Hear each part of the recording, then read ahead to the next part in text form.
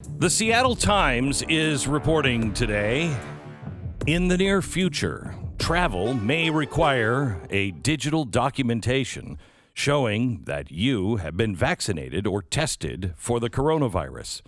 Among governments and those in the travel industry, a new term has entered the vocabulary, a vaccine passport. One of Joe Biden's executive orders aimed at curbing the pandemic asked government agencies to assess the feasibility of linking coronavirus vaccine certificates with other vaccination documents and producing a digital passport. Denmark's government said that in the next 3 or 4 months, it's going to roll out its digital passport that'll be able to show people that have been vaccinated. It isn't just governments that are suggesting vaccine passports. In a few weeks, Etihad Airlines and Emirates will start using digital travel passes. The International Transportation Association is backing this as well. So here's what they're saying. They want to give you a digital passport, whether that'll be a stick or something you scan or whatever, that just says, I've had all my vaccines. It seems like it's going to be one of these things in your wallet on your iPhone, where you can, like when you board a plane, it's your boarding pass, right? If you have an iPhone, think of this. To me, is white privilege. Think of how many people don't have an iPhone around the world. Think about how many people don't have access to the vaccine. Think about that.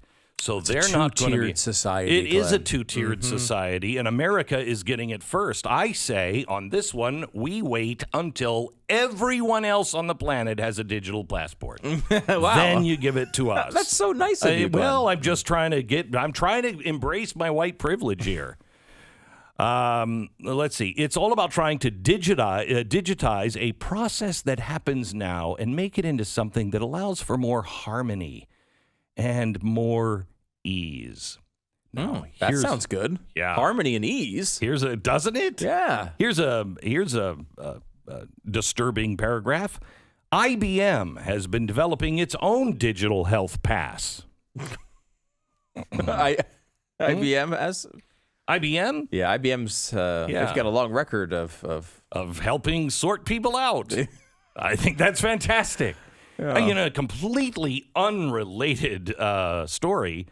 A New York Times bestseller, Edwin Black, wrote a book about IBM and the Holocaust. But that's completely different. This is a digital health pass from IBM, and it would enable individuals to present proof of vaccination or a negative test to gain access to public locations, such as a sports stadium, airplane, university, workplaces, the mall, stores. The pass, built on IBM's blockchain technology, can utilize multiple data types, including temperature checks, virus exposure notifications, test results, and vaccine status.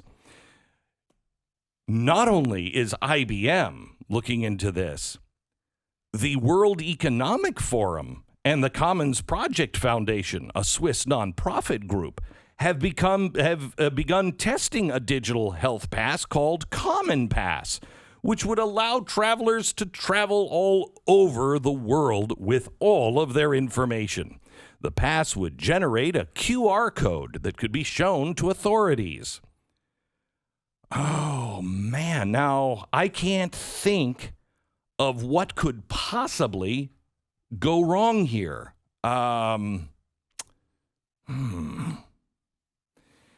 One person who kind of works in the digital world said it took us 50 years to develop a global passport system for people, because there's a lot of security that goes along with that. Maybe we shouldn't rush to one that has access to people's information.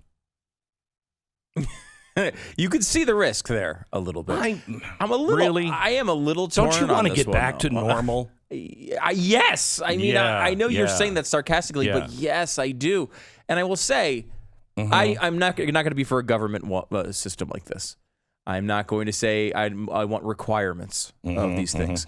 I will say, however, it is incredibly frustrating that we live in a country that 30% of the people have had the virus and an additional 10% of the people have been vaccinated.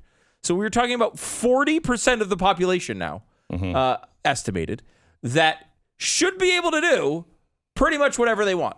But because of largely the left and their this idea of a two-tiered society where we can't allow people to go out and go to restaurants and bars and sporting events because then the people who haven't had the virus won't be able to do that. The people who haven't been vaccinated won't be able to do that. And therefore, that's unfair.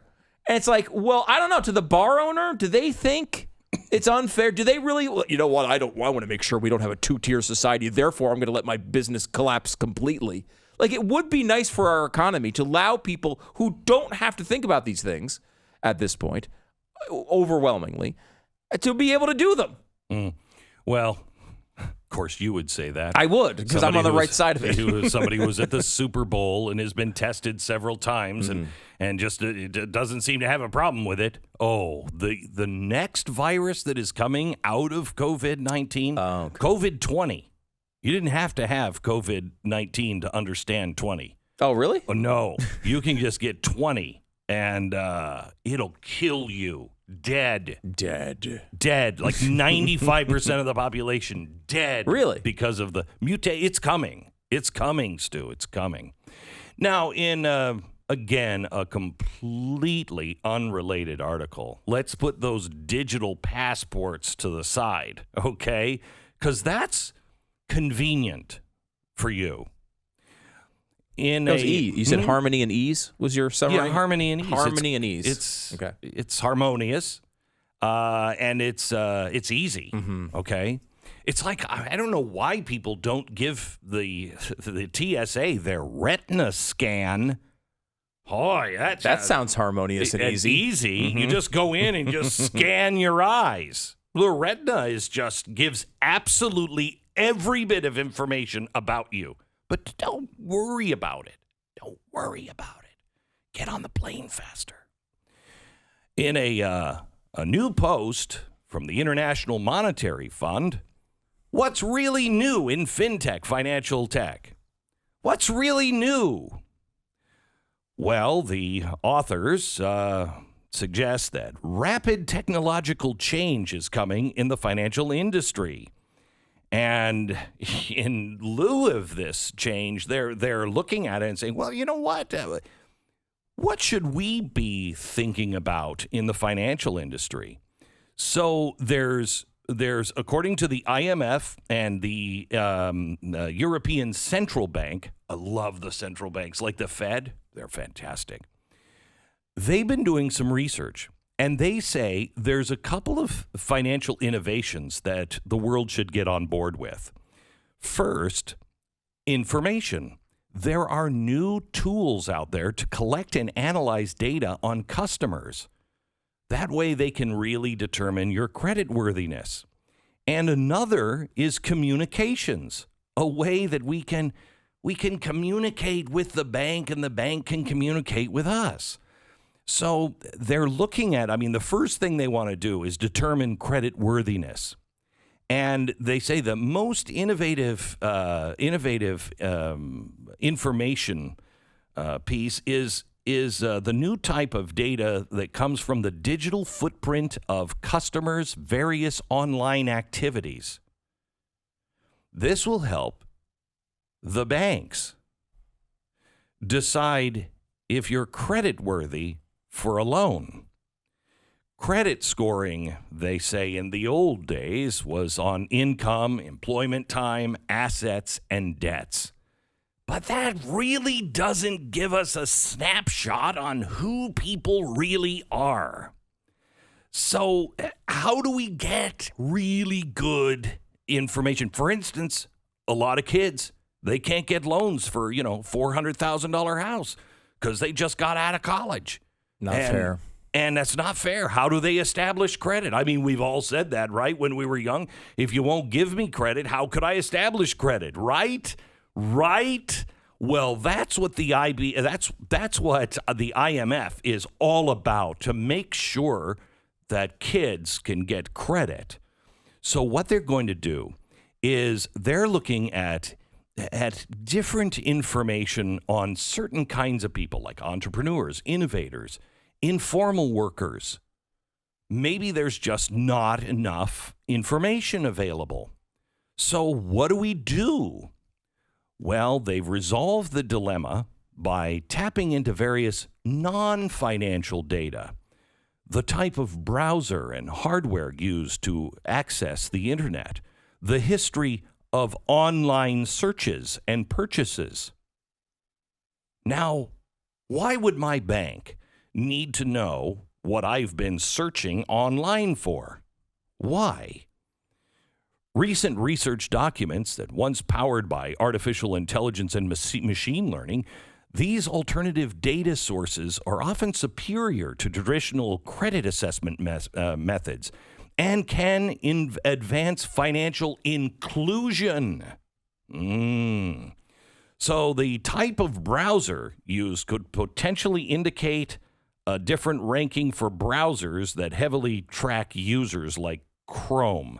But if you use Brave, that emphasizes privacy. So I don't know if you are really creditworthy. So the IMF seems to be suggesting that the banking network is going to begin using a history of online searches and purchases to determine your creditworthiness. So if I read CNN and I buy sports magazines, I'm good. If I listen to Fox or I read my news from The Blaze or Daily Wire, have you bought food preparation stuff? Have you even been looking at that kind of stuff? Because that makes me a little worried that you might not be able to make a car loan. So I'm not sure we can give you that loan. Wait a minute, hold on just a second. I just saw another piece of data. Apparently, he's been against digital passports too. I don't know if we can even have him as a bank customer. He's that kind of crazy.